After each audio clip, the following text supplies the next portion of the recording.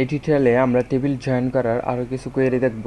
তো তার জন্য আমি একটি কোয়েরি লিখি, select customers name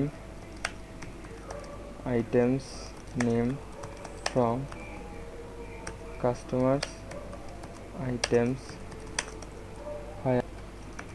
customers dot ID equal items dot seller ID. এটা যদি রান করি, দেখেন এখানে যে রেজাল্ট আসছে এরকম একটা রেজাল্ট আসবে। এখন যদি আমরা এটা চেঞ্জ করে দিই, তো এখানে দেখেন এটা হলো আমাদের টেবিলের নাম।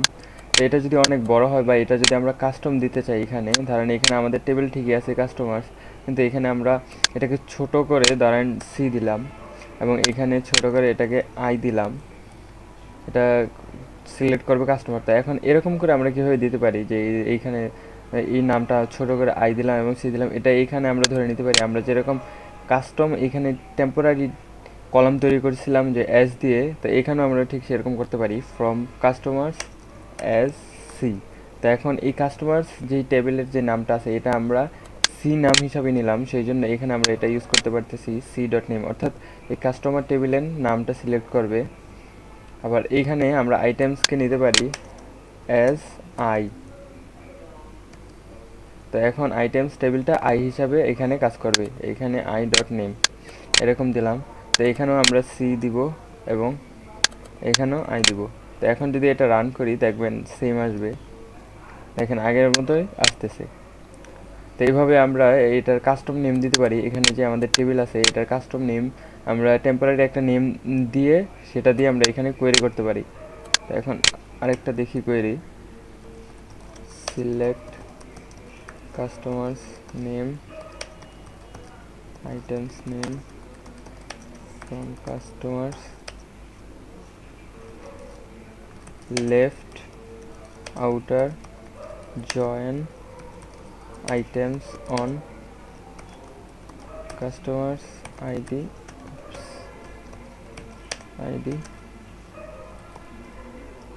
seller id। তো এইখানে আমরা কোয়েরিটা এভাবে লিখলাম যে সিলেক্ট কাস্টমার্স ডট নেম, কাস্টমারের নাম সিলেক্ট করবে এবং items dot name item table থেকে নামগুলো সিলেক্ট করবে ফ্রম, এখানে শুধু আমরা এখানে দিলাম কাস্টমার্স। তো প্রথম দিলাম কাস্টমার্স, কাস্টমার থেকে নাম সিলেক্ট করবে।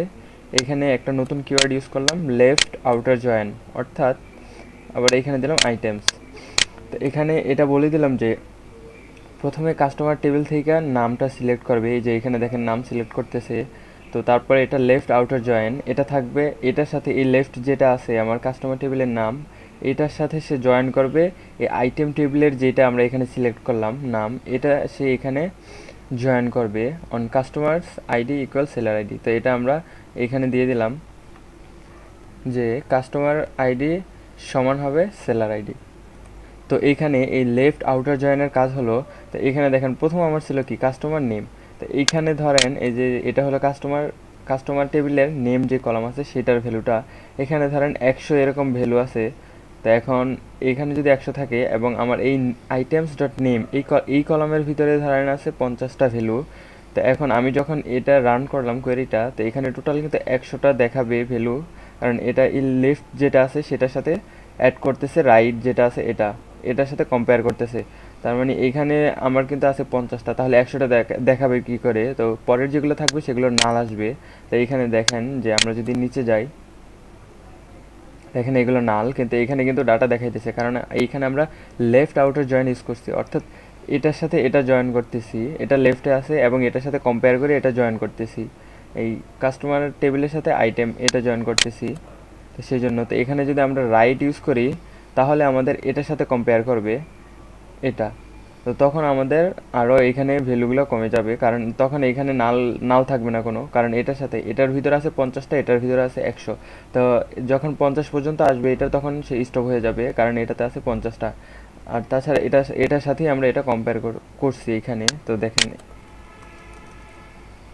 এটা যদি রান করি, এখন দেখেন এখানে কিন্তু এখন আর কোনো নাল ভ্যালু নাই। তো এখানে খেয়াল করেন এখানে আছে রেকর্ড 100। তো আমি যদি এখানে লেফট দেই, দেখেন এইখানে দেখাইতেছে 143টা, অর্থাৎ এখানে আমার যেগুলো নাল আছে সেগুলো দেখাইতেছে, যেগুলো আমার ফাঁকা আছে সেগুলো দেখাইতেছে।